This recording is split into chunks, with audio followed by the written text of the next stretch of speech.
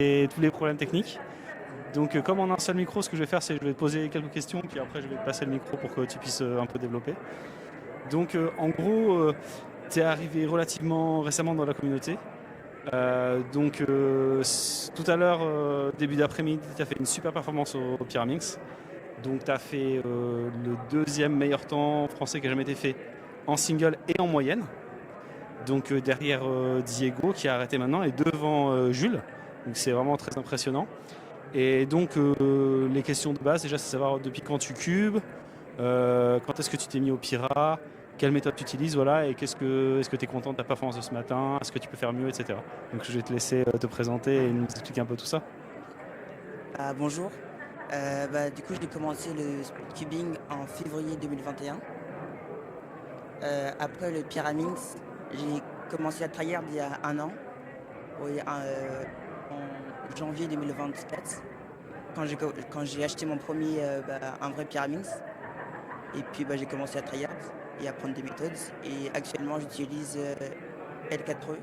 Et là, en ce moment, je suis en train d'apprendre d'autres sets de L4E parce que je trouve que c'est vraiment assez opti, donc des KL5E et voir peut-être autre chose, mais voilà.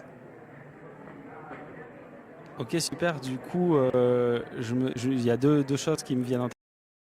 Une réflexion pour les gens qui nous regardent, c'est que c'est assez rare parce que tu dis que tu as commencé vraiment à t'entraîner au pyramide sérieusement au début de 2024. Donc c'est assez rare de monter si vite en niveau et quand même on est sur des temps qui sont vraiment impressionnants même au niveau mondial. Donc déjà bravo, c'était assez impressionnant. Dire aussi que c'est pas facile, c'est pas souvent qu'il y a des gens qui montent aussi fort aussi vite. Et l'autre question, c'était par rapport à la méthode. Du coup, pour les gens qui connaissent moins bien le Pyramix comme moi, donc moi je dois faire la méthode OK, je pense, un truc assez simple. Il y en a d'autres qui font d'autres méthodes. Ce matin sur le stream, Diego Frel nous expliquait qu'il faisait top first, je crois, et puis que Jules, je sais pas s'il fait pas le V, je suis pas sûr. C'est top first aussi, ouais.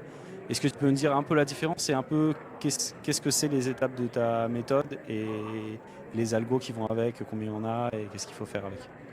Je peux emprunter le Pyramix derrière? Merci. Du coup, déjà pour top first, on commence par faire un top. Du coup, ça signifie top en premier. Donc il y a plusieurs méthodes. Il y a one flip, donc c'est avec une arête flippée comme ceci. Il y a WO, donc c'est comme ceci, avec tout le top en entier.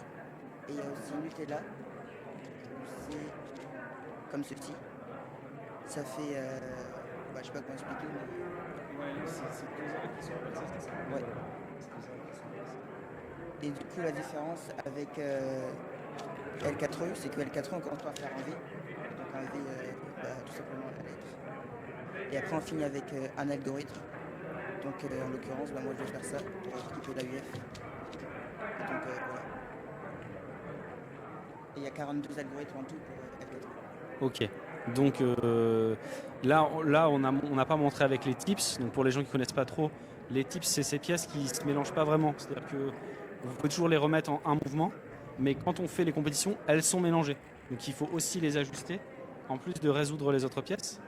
Et du coup, pour préciser à ce que tu disais, en gros, le V, c'est le concept, c'est qu'on a une face entière moins une arête, Ouais. en réalité. Et donc après, il y a plein de possibilités de permutations entre les arêtes qui restent. Et c'est là que tu dis qu'il y en a 42 en fait. Donc il y en a 42 et tu vas toutes les apprendre pour pouvoir résoudre après en une seule étape la fin. Ok, du coup, merci pour cette explication. Je vais te poser un peu des questions sur le reste de la compétition. Tu me disais que tu allais faire le clock après, tout à l'heure, et que tu t'étais pas mal entraîné aussi. Donc, si tu peux nous faire un petit brief rapide sur les autres events, que ce soit le clock ou d'autres, où tu es entraîné et qu'est-ce que tu vises un peu dans cette compétition? Du coup, après mon deuxième main event, c'est le 4x4. Du coup, tout à l'heure, je vais te donner mes perfs. Tout à l'heure, j'ai PR single. Du coup, j'ai 48. En compétition, du coup, c'est bof, mais du coup, ça reste un PR single. Donc, je suis toujours content. Et après, pour le reste, à part l'OH aussi, c'est un main event.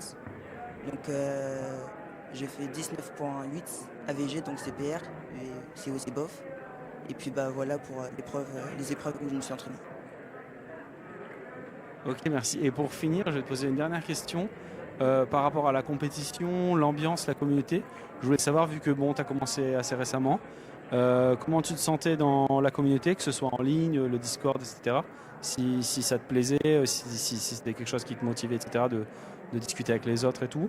Et comment tu trouves la compétition aujourd'hui, voilà, comment on a été accueillis, l'ambiance, tout ça. Est-ce que tu trouves que la compétition est bien? Donc, ces deux questions. Dans la communauté, comment tu sens? Est-ce que tu trouves que c'est cool, la communauté du Cube et la compétition aujourd'hui? Ok. Bah, du coup, la communauté, je pense que c'est peut-être une des meilleures communautés dans certaines épreuves, parce que, enfin, dans certains domaines, parce que souvent, dans certains domaines, la communauté, elle est assez toxique. Donc là, je trouve que les gens sont assez sympas, ils sont bienveillants, ils nous félicitent, même si c'est pas leur temps de leur niveau, enfin, les temps de leur niveau. Du coup, je trouve ça vraiment, c'est vraiment très bien par rapport à d'autres communautés. Et la compétition, vraiment, elle est super belle. Enfin, la salle aussi. Les décorations aussi.